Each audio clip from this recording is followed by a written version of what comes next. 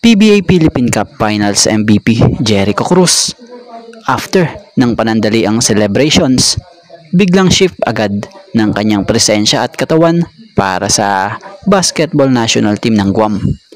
Nung nakaraan nga lang, nag-post sa kanyang social media account ang nasabing PBA Finals MVP na sinasabing credit po.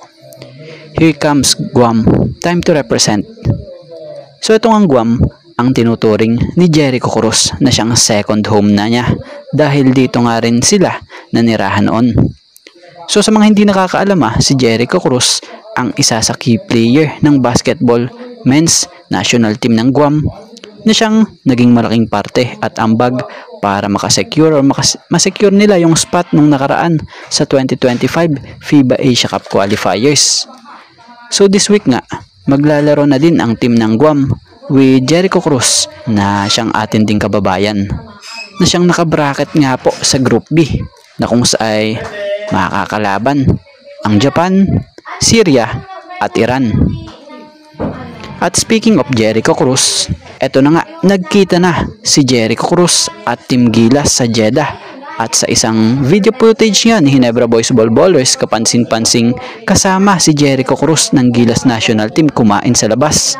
So credit po dito sa Ginebra Boys Ball Ballers. So nakakatuwa lang dahil magkalaban man sila sa FIBA pero outside the court magkakaibigan pa rin sila. So kamakailan lang ay nasaksihan natin ang team ng Macau Black Bears na lumaban sa tune-up game kontra Gilas Pilipinas. So nakita natin kung gaano kahuhusay ang mga kalibre ng mga manlalaro ng Macau Black Bears. At sa pinaka-latest report nga ngayon, nagpakita ng interest ang nasabing team sa PBA na gusto ng mga ito maging guest team sa paparating na bagong season. Batay pa sa naging report, dito ay layunin daw ng team na makabuo ng isang dekalidad at professional na team na kakatawan sa Macau.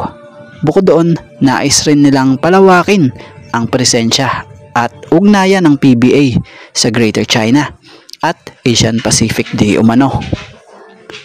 So, nagpadala na nga raw di umano ang Macau Black Bears President of Basketball Operations ng formal na letter kay PBA Commissioner.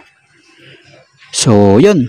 Sa ngayon abangan natin kung tuluyan bang maaprubahan ito or hindi. Pero sana bilang opinion natin dito payagan para magandang bakbakan muli ang ating matunghayan sa susunod na season at conference.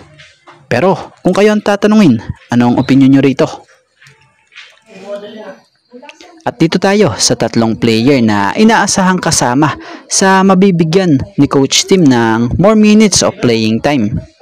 So for sure, magugulat rin kayo rito dahil kabilang si Jared Dillinger na isa sa veteran ng Ginebra sa inaasahang mabibigyan ng playing time muli dahil sa guard forward ito na kaposisyon ni Jamie Malonzo na umalis dito sa Ginebra. So si Jared Dillinger nga ay sobrang napakaraming experience na rin ito sa basketball na siyang nakapagbibigay boost or makapagbibigay boost din sa Ginebra, lalo na ngayong nawala din ang isang veteran pa ng Ginebra na si L.A. Tenorio. So bagamat 41-year-old na to, maaasahan pa rin naman talaga ito, especially sa pag-setup ng mga play at makakapag-ambag pa rin to sa offense at depensa. May taas itong 6'4". Yung pangalawa, si Von Pesomal. Nung kamakailan nga lang, nalagay siya Reserve Blues. Pero dahil sa nabanggit nga ni Coach Tim nang magbigay ito ng hint na siyang bibigyan ng more minutes, goods din ito kung ganun dahil sa aasahan ang matutulis nitong opensa. Bukod dito, si Ralph din. Si Ralph, isang 6'4" guard forward din na may mala Nikola Jokic ang galawan dahil sa pambihira nitong vision sa paghanap ng taong open para sa opensa. Bukod pa doon isang outside gunner din ito katulad nung dalawa nating nabanggit. So naungkat nga ang usapang yan dahil sa pagkakaalis ni Jamie Malonzo sa Ginebra at paglipat patungong Japan B-League nung nakaraan lang. So chance na nila ito para makapagpasikat muli at makakuha ng more minutes pa na playing time kung tuloy-tuloy nila itong mapagpaiigi pa ang nasabing chance nila. So yun. At patungkol naman tayo dito sa big man na pinapirma ng Barangay Ginebra ngayon lang. Batay sa pinakabagong report dito kay Isaac Go, pumirma ng 1-year contract extension ang nasabing manlalaro sa Barangay Ginebra habang patuloy pang nagre-recover sa kanyang natamong major injury.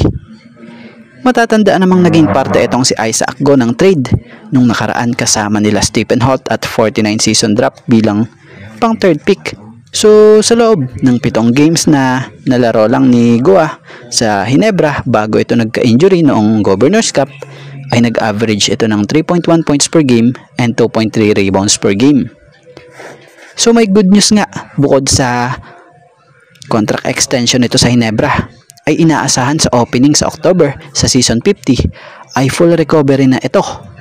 So goods kung ganun, dahil mas kailangan nga ngayon ng big man talaga ng Ginebra na tulad ni Isaac Go.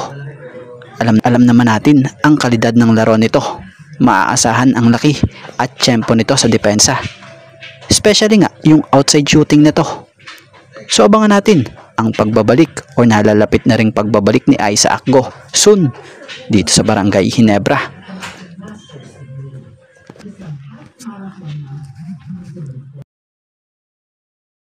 At bago nga ang lahat, baka naman po pwedeng makahingi ng isang subscription para sa ating channel or paki-follow na rin po kung nagustuhan nyo ang ating mga basketball update.